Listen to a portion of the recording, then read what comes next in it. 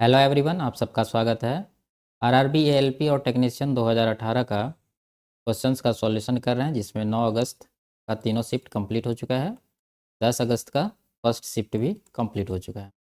ठीक है, अगर ये वीडियो नहीं देखे हैं तो प्लेलिस्ट में जा कर के वीडियो देख सकते हैं। आज की क्लास में 10 अगस्त का दूसरा शिफ्ट का सॉल्यूशन करेंगे। शुरू करते हैं। उससे पहले चैनल पर नए हैं तो चैनल को सब्सक्राइब कर लीजिए। आगे बढ़ते हैं। पहला सवाल है, 2 और 98 के बीच मध्य अनुपात ज्ञात कीजिए। ठीक है, सिंपल सा सवाल है। इन दोनों को गुना करके इनका वर्गमूल ले लेना है। 2 गुना 98, ये कितना हो जाएगा?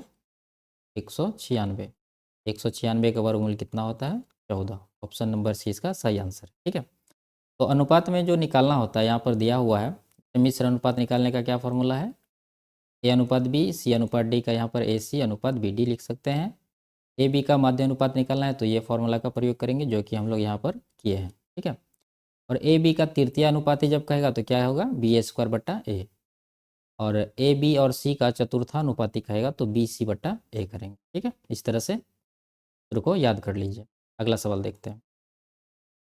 व्यंजक एक्स स्क्वायर प्लस ए एक्स प्लस बी को यदि इससे विभाजित किया जाए तो शेषफल -1 प्राप्त होता है। और व्यंजक x square plus b x plus a को एक्स -3 से विभाजित किया जाता है तो शेष 39 प्राप्त होता है। ए प्लस बी का वैल्यू क्या है? ठीक है, देखिए विभाजित किससे कर रहा है? पहला जो द्विघात समीकरण है हमारे पास ये है, इसको विभाजित कर रहा है x+3 से। तो x+3 को 0 के बराबर करेंगे और यहाँ से x का वैल्यू कितना आ जाएगा? -3। ठीक है, तो ये -3 जो आया है इसको पहला वाला जो द्विघात समीकरण है हमारे पास इसमें रखेंगे।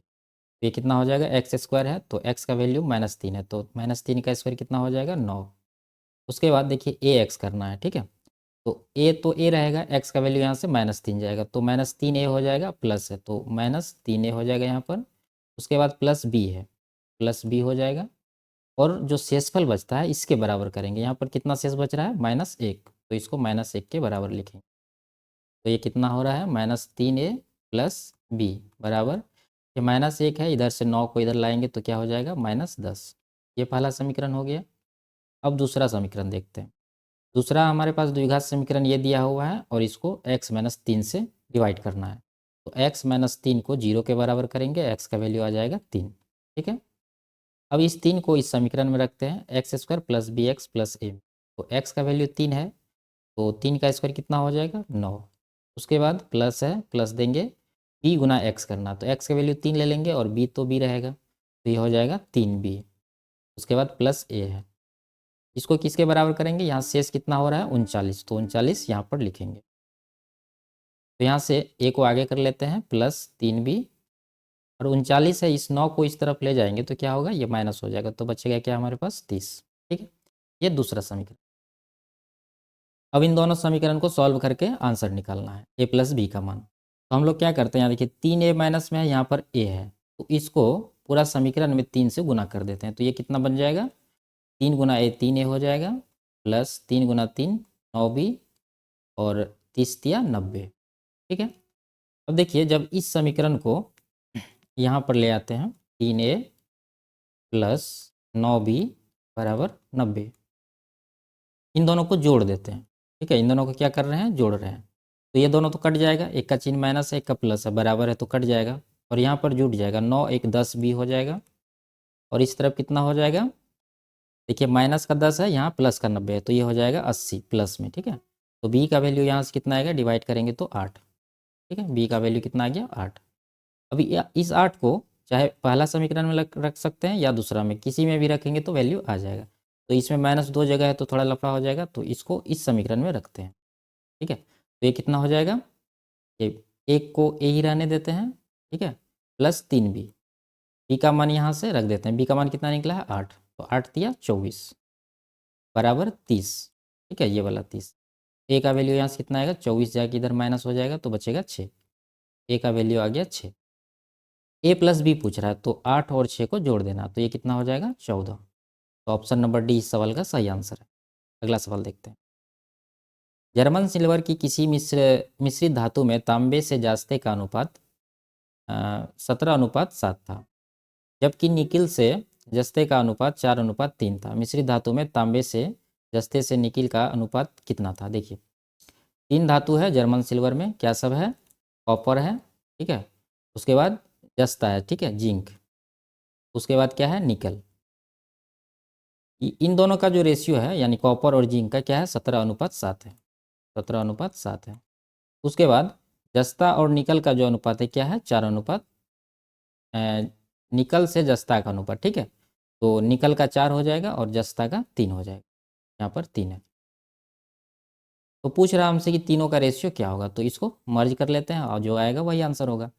तो इसको या तो एलसीएम से इसको बराबर कर लीजिए, यानी तो यहाँ पर खाली है तो ये वाला अंक यहाँ भरेंगे और यहाँ पर खाली है तो ये वाला अंक यहाँ भरेंगे, ठीक है।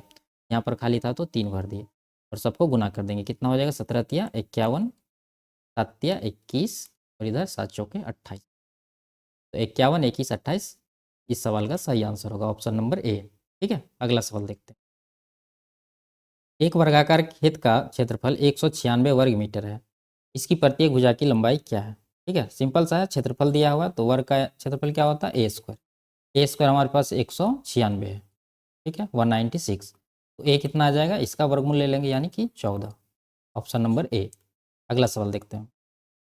7 मीटर ऊंचे किसी प्लेटफॉर्म के शीर्ष से टावर टावर का उन्नयन कोण 30 डिग्री था, ठीक है। यदि टावर से प्लेटफॉर्म की दूरी 50√3 मीटर हो तो टावर की लंबाई कितनी थी? देखिए, एक प्लेटफॉर्म है जिसकी ऊंचाई कितना है? 7 मीटर, और एक टावर है इस तरह से, और इन दोनों के बीच का जो दूरी है कितना है? 50√3। और कहाँ से? इसके प्लेटफॉर्म के शीर्ष से, इस तरह से। ये इसका बेस हो गया, ठीक है, ज़मीन, और ये प्लेटफॉर्म का शीर्ष हो गया। यहाँ से टावर तक का जो दूरी है कितना है? 50√3, ठीक है। और इस तरह से जो कोण बनता है उन्नयन कोण, यहाँ पर कितना है? ये 30 डिग्री है, ठीक है। तो ये 30 है और यहाँ पर क्या है? ये समकोण है, तो ये कितना बचा? 60। तो समकोण त्रिभुज का कुछ प्रॉपर्टी याद कर लीजिए इस तरह से, रेशियो। जैसे ये 90 डिग्री है, ये अगर 60 है और ये 30 है, तो इन तीनों भुजा का जो रेशियो होता है क्या होता है? 30 डिग्री के सामने 1 होता है, 60 डिग्री के सामने √3 होता है और 90 डिग्री के सामने 2 होता है, ठीक है। और एक त्रिभुज इस तरह से भी आएगा, 45, 45, 90 का, ये 45 डिग्री है और ये 45 डिग्री है, और ये तो 90 डिग्री है समकोण। तो इसका जो रेशियो होता है क्या होता है? 1, 1 और √2 का, ठीक है। तो ये दोनों याद कर लीजिए, बहुत इंपॉर्टेंट है। तो यहाँ से देखिए, 60 के सामने क्या आएगा? पहले 30 के सामने देखिए, यहाँ पर रेशियो क्या है? 1। ये अगर 1 यूनिट है तो ये कितना हो जाएगा? √3 यूनिट है, ठीक है, इसके अनुसार। और ये 2 हो जाएगा, लेकिन इससे कोई मतलब नहीं है क्योंकि इसका नहीं पूछ रहा है। तो यहाँ पर देखिए, √3 का वैल्यू 50√3 है, ठीक है, सिंपल सा है। जब √3 से इसको डिवाइड करेंगे तो क्या आएगा हमारे पास? 50, यानी इसका 50 गुना है। तो यहाँ भी इसका वैल्यू कितना हो जाएगा? 50, ठीक है। पूछ रहा है कि टावर की लंबाई कितनी थी। देखिए, यहाँ जैसे प्लेटफॉर्म का ऊंचाई 7 मीटर है, तो यहाँ से यहाँ तक का भी ऊंचाई कितना होगा? 7 मीटर। और अभी जो निकाले हैं ये कितना आया है? 50 मीटर। तो टोटल जो ऊंचाई हो गया इसका कितना हो गया? 50 + 7 57 मीटर, ठीक है। तो इस सवाल का सही आंसर होगा 57 मीटर, ना कि ये, ठीक है। इसका आंसर गलत लिया हुआ है। अगला सवाल देखते हैं। 46/24 का वर्गमूल कितना है? ठीक है, सिंपल सा है, इकाई अंक 4 है, ठीक है। तो हम लोग को देखना है कि इसका बन रहा है 4 चौके 16 हो रहा है इकाई अंक, ये नहीं होगा आंसर। 8 8 64 हो रहा है, ये होगा। 2 दूना 4 होगा, ये भी हो सकता है। 6 6 36, ये नहीं होगा। तो 2 ऑप्शन है हमारे पास जिसका इकाई अंक से पता लगा लिए। अब देखिए, यहाँ 68 है, 72 है। अगर मान लीजिए ये आंसर नहीं दिया रहता तो हम लोग इसमें कन्फ्यूज हो सकते थे। और इसको एक तरीका और क्या इसमें लगाएंगे, जैसे यहाँ पर अगर 72 को हम कुछ देर के लिए 70 भी मानेंगे तो ये इसका स्क्वायर कितना हो जाएगा? 70 का स्क्वायर 4900 हो जाएगा। लेकिन हमारे पास संख्या 4900 से कम का दिया हुआ है, ठीक है। तो इन दोनों में से इसको एलिमिनेट कर देंगे तो बचेगा हमारे पास 68। अगला सवाल देखते हैं। हरा पाइप ए, बी और सी एक खाली टंकी से जुड़े हुए हैं। पहले 2 पाइप क्रमशः 4 घंटे और 10 घंटे में टंकी को भर सकते हैं, जबकि भरी हुई टंकी को तीसरा पाइप 6 घंटे में खाली कर सकता है। यदि सभी 3 पाइप टंकी का 3/5 भाग भरा होने पर एक साथ खोले जाते हैं तो टंकी को भरने के लिए कितने घंटे लगेंगे? ठीक है, देखिए 3 पाइप है हमारे पास, ए, बी और सी। ये भरता है 4 घंटे में, ये भरता है 10 घंटे में, जबकि तीसरा पाइप 6 घंटे में खाली कर देता है। तो पहले टंकी का क्षमता निकालते हैं। इन तीनों का एलसीएम कितना हो जाएगा? 60। डिवाइड करते हैं, 15 आएगा, 6 आएगा और 10 आएगा। तीसरा पाइप खाली करने वाला है तो इसका जो इफिशियंसी है उसमें माइनस लगा देंगे ताकि कन्फ्यूजन नहीं रहे। तो अब देखिए कह रहा है कि इतना भाग भरा हुआ है, तो 3/5 भरा हुआ है तो खाली कितना है, 3/5 अगर भरा है तो खाली है 2/5। ठीक है, तो 60 का 2/5 निकाल लेते हैं, कितना आएगा ये 12 दूना 24, यानी टंकी जो है अभी 24 यूनिट खाली है। टोटल इफिशियंसी टंकी का कैपेसिटी कितना है 60 यूनिट। तो अब इस 24 यूनिट को तीनों एक साथ खोल दिया जाता है तो कितना टाइम लगेगा। देखिए ये दोनों भरने वाला है तो 15 6 21 यूनिट भरेगा, उसमें से ये खाली कर देगा 10 यूनिट, तो 21 में 10 माइनस करेंगे तो कितना बचेगा 11 यूनिट। तो इस 24 यूनिट को 11 से डिवाइड कर देंगे तो 24/11 इस सवाल का सही आंसर हो जाएगा। ठीक है, ऑप्शन नंबर बी। अगला सवाल देखते हैं। एक निश्चित धनराशि पर 5% की वार्षिक दर से 3 वर्ष में प्राप्त होने वाला साधारण ब्याज 5,250 है। समान अवधि के लिए ब्याज की समान दर पर उसी धनराशि का चक्रवृद्धि ब्याज कितना होगा। ठीक है, तो देखिए 5% के दर से 3 वर्ष में कितना का ब्याज मिलेगा 15%, और रुपया में कितना मिल रहा है 5250, यानी 5250। ये जो है 15% का वैल्यू होगा। ठीक है, तो यहाँ से हमसे पूछ रहा है चक्रवृद्धि ब्याज कितना होगा इन्हीं अवधि के लिए, रेट यही रहेगा। तो 5% का जो 3 वर्ष के लिए होता है वो इफेक्टिव परसेंटेज कितना होता है 15.7625%। ठीक है, तो ये परसेंटेज निकाल देंगे तो हमारा आंसर आ जाएगा। तो यहाँ से डिवाइड करेंगे तो 1% का आएगा, निकालना कितना का है 15.7625% का। ठीक है, तो इसको कटाएंगे तो आंसर आ जाएगा ऑप्शन नंबर डी। यहाँ पर परसेंटेज का चार्ट दिया हुआ है, आप लोग इसे याद कर लीजिए, बहुत शॉर्टकट तरीका से आप सवाल को सॉल्व कर पाएंगे। ठीक है, 2 साल का और 3 साल का। अगला सवाल देखते हैं। देखिए रेखीय समीकरणों x प्लस 2y माइनस 8 बराबर 0 हो और 2x प्लस 4y बराबर 16 के जोड़े के हलों की संख्या क्या है। ठीक है, इसका कितना सॉल्यूशन है ये पूछ रहा है। तो यहाँ पर सॉल्यूशन निकालेंगे, 3 कंडीशन हम लोग देखते हैं और उसके आधार पर इसको निकालते हैं। जैसे अगर तीनों बराबर रहता है तो कितना सॉल्यूशन होता है, इसका अनंत हल होता है। अगर इस तरह से रहता है a1/a2 b1/b2 के बराबर नहीं रहता है तो इसका एक ही सॉल्यूशन होता है। ठीक है, यूनिक। और तीसरा ये कि अगर ये दोनों बराबर है और तीसरा इसके बराबर नहीं है तो इसका कोई सॉल्यूशन नहीं होता है। तो हम लोग सवाल सॉल्व करते हैं, क्या निकल के आता है। देखिए a1 कहने का मतलब है कि पहला समीकरण का x का कोफिशिएंट, तो x का कोफिशिएंट यानी कि गुणांक कितना है 1 है। और a2 का मतलब कि दूसरा जो समीकरण है हमारे पास उसका x का गुणांक, तो यहाँ पर 2 है तो इसको 1/2 लिखेंगे। उसके बाद दूसरा लिखते हैं, दूसरा क्या है y का कोफिशिएंट कितना है 2 और दूसरा समीकरण का कितना है 4। ठीक है, तो यह हो जाएगा 2/4। अब तीसरा लिखते हैं यानी कि C1/C2, ये जो हमारे पास अचर पद दिया हुआ है 8 और 16 इसको लिखेंगे तो ये हो जाएगा -8। और यहाँ पर देखिए बराबर किस तरफ है तो हम लोग इस तरफ लाएंगे तो यहाँ माइनस लग जाएगा और इस तरफ क्या हो जाएगा 0 हो जाएगा, तो इसका कितना हो जाएगा -16। अब देखिए तीनों बराबर लग रहा है यहाँ पर। ठीक है, इसको कटा लेते हैं, 2 1 का 2, 2 दूना 4 और ये भी बराबर है, माइनस माइनस तो कटेगा, 8 1 का 8, 8 दूना 16। तीनों यहाँ पर बराबर है और तीनों बराबर रहता है तो क्या होता है इसका अनंत हल होता है। तो इसका आंसर ऑप्शन नंबर सी होना चाहिए। ठीक है, लेकिन आंसर ए लिया हुआ है जो कि गलत आंसर लिया है। अगला सवाल देखते हैं। एक लंबवृत्तीय शंकु जिसके आधार की त्रिज्या उसकी ऊंचाई के बराबर है। ठीक है, का आयतन एक अर्धगोले के आयतन के बराबर है। शंकु तथा अर्धगोले की त्रिज्याओं का अनुपात क्या है। देखिए एक शंकु है इस तरह से,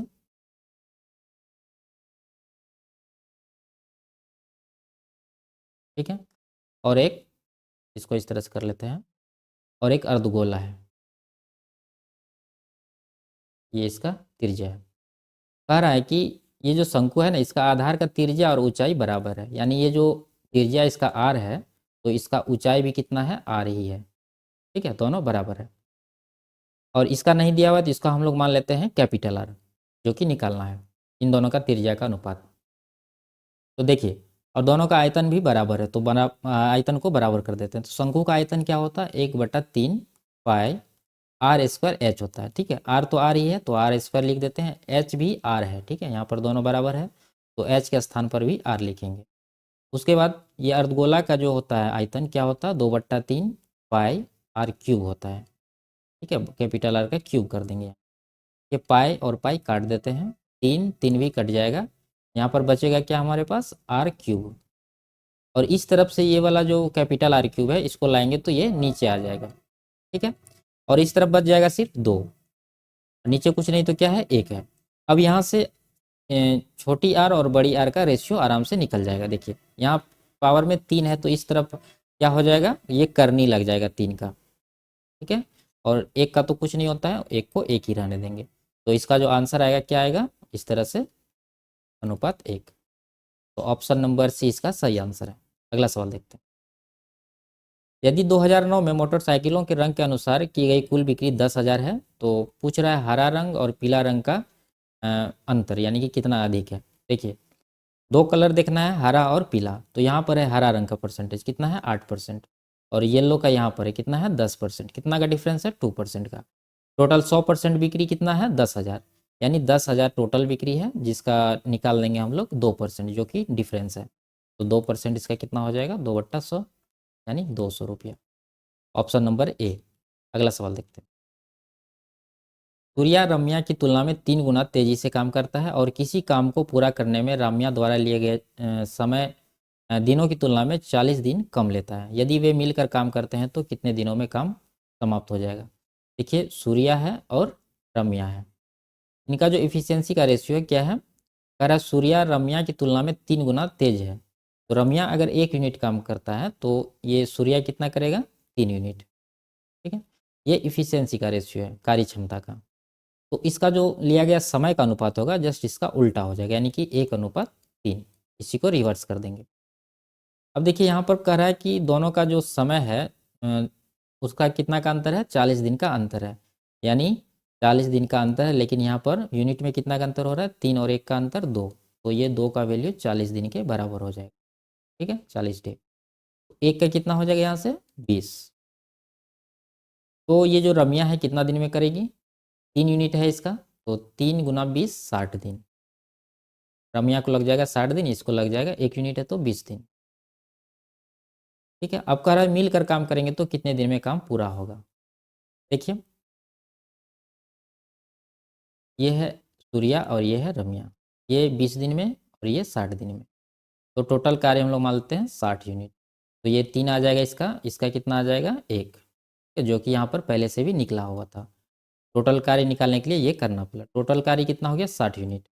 अब ये 60 यूनिट को दोनों मिलकर करेगा, यानी कि 3 1 4 इफिशियंसी के साथ। तो कितना टाइम लग जाएगा, 15 दिन। ऑप्शन नंबर डी इसका सही आंसर है। अगला सवाल देखते हैं। इस संख्या में 4 और 2 के स्थानीय मान का अंतर पूछ रहा है। सिंपल सा सवाल पूछा गया है। 4 का स्थानीय मान 40,000 हो जाएगा, उसमें 2 का स्थानीय मान 2 ही रहेगा। तो 40,000 में 2 माइनस करेंगे तो कितना बच जाएगा, 39,998। अगला सवाल देखते हैं।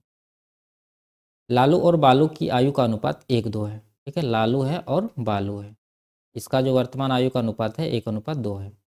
और 7 वर्ष बाद 3:5 हो जाता है, 3:5 हो जाता है। और गैप कितना का है, 7 साल का। इस तरह से पिछला क्लास में कर चुके हैं। तो सिंपल सा क्या करेंगे, क्रॉस मल्टीप्लिकेशन करके डिफरेंस लेंगे। तो यहाँ 5 1 का 5 हो रहा है, 3 दूना 6 हो रहा है, अंतर आ रहा है 1 का।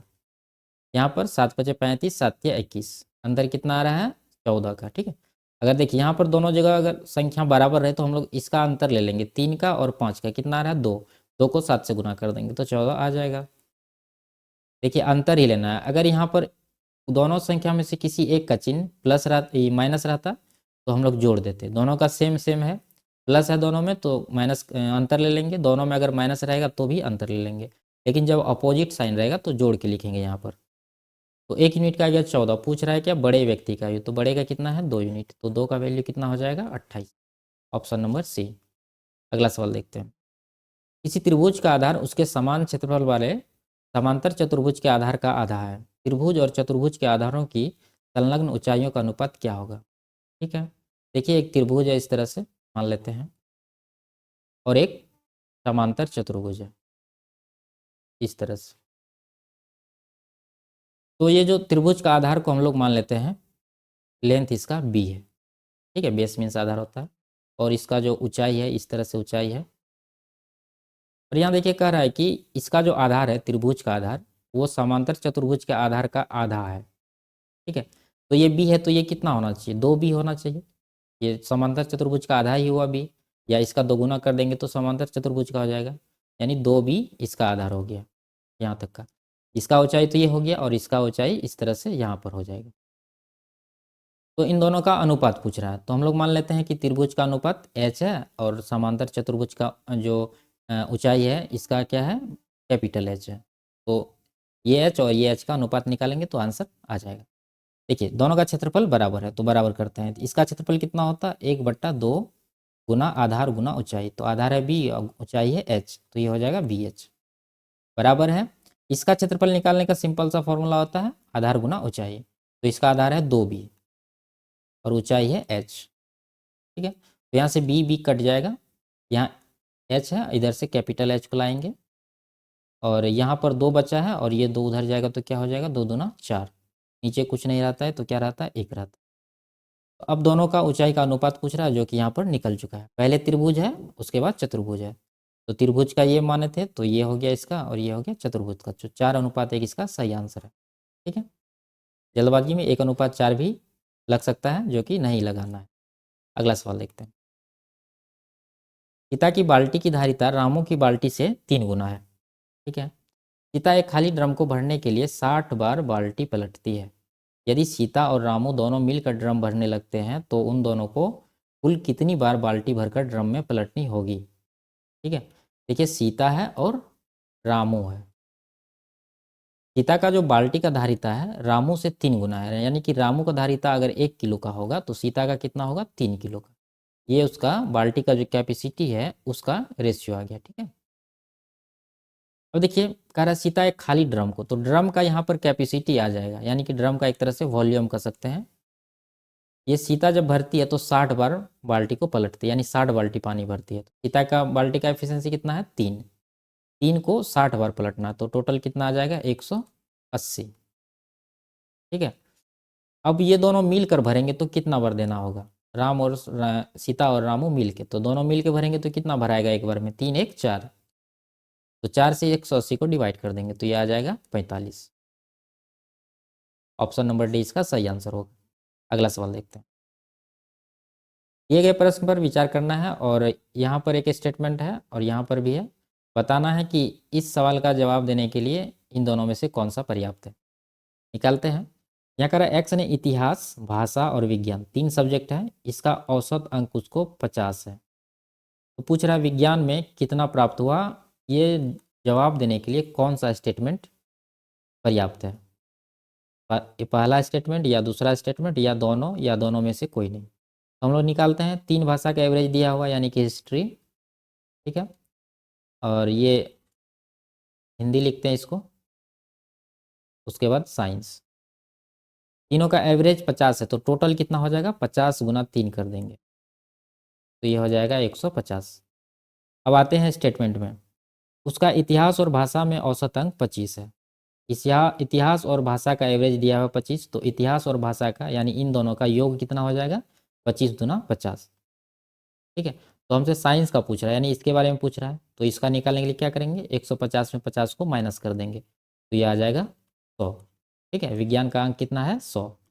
तो पहला स्टेटमेंट काफ़ी है इस सवाल का जवाब देने के लिए, दूसरा स्टेटमेंट जरूरी नहीं है। तो ऑप्शन नंबर डी इसका सही आंसर है, जिसमें कह रहा है कि ए अकेला ही उत्तर के लिए सक्षम है। ठीक है, अगला सवाल देखते हैं। ए एंड बी किसी काम को 12 दिन में पूरा कर सकते हैं। ए को कार्य पूरा होने से कुछ दिन पहले कार्य छोड़ना पड़ा और इसी कारण से कार्य को पूरा करने में 16 दिन लग गए। ठीक है, यदि अकेला ए इस काम को 21 दिन में पूरा कर सकता है तो काम खत्म होने से कितने दिन पहले ए छुट्टी पर चला गया था। ठीक है, देखिए ए बी मिल कर करता है 12 दिन में और ए अकेला इस काम को कितना दिन में करता है, 21 दिन में। तो यहाँ से एलसीएम इसका कितना आ जाएगा, 84। 12 7 84, 21 चौके 84, दोनों का एफिशिएंसी आ गया 7 और 4। अब देखिए कह रहा है कि ये काम छोड़ा है लेकिन बी काम तो नहीं छोड़ा है। बी कितना दिन काम किया होगा, टोटल काम करने में 16 दिन लगा, तो बी लगातार 16 दिन तक काम किया होगा। तो बी के द्वारा जो 16 दिन में काम हुआ होगा कितना हुआ होगा, 16 गुना बी का एफिशिएंसी। तो बी का एफिशिएंसी कौन सा है, देखिए ये ए का है 4 और ये दोनों मिला के है 7, तो बी का कितना आ जाएगा, 7 में से 4 माइनस कर देंगे तो ये आ जाएगा 3, यानी बी का एफिशिएंसी आ गया 3। तो बी 16 दिन में 3 यूनिट के हिसाब से 48 यूनिट काम कर लेगा। तो 84 टोटल है, इसमें 48 माइनस कर देते हैं तो ये कितना आ जाएगा 36, 36 बच गया। अब 36 बचा तो ये काम किसके द्वारा किया गया है, ए के द्वारा, ठीक है। तो ए का एफिशिएंसी कितना है 4, तो 4 यूनिट के हिसाब से 36 यूनिट काम कितना दिन में क्या होगा, 4 से इसको डिवाइड कर देंगे, 4 नमा 36 यानी 9 दिन। तो 9 दिन ही मात्र ए काम किया है, ठीक है। तो टोटल काम 16 दिन में हुआ, 9 दिन ए काम किया तो कितना दिन पहले गया, 7 दिन। ऑप्शन नंबर ए इसका सही आंसर है। अगला सवाल देखते हैं, सिंपल सा है, इसको हल करना है। 16 पहले छोटी कोष्टक का कर लेते हैं, इसको डिवाइड करेंगे 4, 16 में से 4 माइनस होगा तो ये 12 हो जाएगा। यहाँ से यहाँ तक का वैल्यू कितना गया 12। अब यहाँ गुना है यहाँ भाग है तो पहले भाग करेंगे, तो 12 को 3 से डिवाइड करेंगे तो कितना आ जाएगा 4, ठीक है। और 4 आ गया, 4 गुना 20 करना है, ठीक है। तो अभी गुना नहीं करेंगे यहाँ पर, यहाँ देखिए यहाँ भी भाग है तो इसको भी पहले कर लेते हैं। 5 से 60 को डिवाइड करेंगे 12 आएगा, इधर 12 आ गया, यहाँ गुना है और यहाँ पर आया था कितना 4, तो 12 गुना 4 कितना हो जाएगा 48। ऑप्शन नंबर सी सवाल का सही आंसर होगा। अगला सवाल देखते हैं, 40 संख्या प्राप्त करने के लिए संख्या इतना को किससे गुना करना चाहिए। देखिए जो प्राप्त करना है और जिसमें गुना करना है, प्राप्त करना है हमारे पास कितना 40, 40 को डिवाइड कर देंगे इससे 6.2/3, तो ये कितना हो रहा है 9 6 के 54 2 56, 56/9, तो 9 ऊपर चला जाएगा तो ये कितना आएगा 8 7 56, 8 5 40, तो ये 5 9 45/7, तो ये 7 6 के 42 3 7, यानी कि 6.3/7 इसका सही आंसर होगा। यहाँ पर 6.3/7 ऑप्शन नंबर बी लिया है, ऑप्शन नंबर सी जो कि गलत है। न्यूटन द्वारा गणित की निम्नलिखित शाखाओं में से किसका आविष्कार किया गया था, ठीक है। एक जीएस का क्वेश्चन लग रहा है, तो इसका आंसर हो जाएगा कैलकुलस, कैलकुलस का ये आविष्कार किया था। और बाकी जो है उसका कौन किया था, लॉजिक का एरिस्टोटल, एरिस्टोटल। उसके बाद अलजेब्रा का कौन किया था, मोहम्मद इब्न मूसा अल ख्वारिज़मी, ठीक है। और जियोमेट्री का यूक्लिड किया था। तो इसी सवाल के साथ आज का क्लास समाप्त करते हैं, मिलते हैं अगले क्लास में, तब तक के लिए बाय बाय, टेक केयर।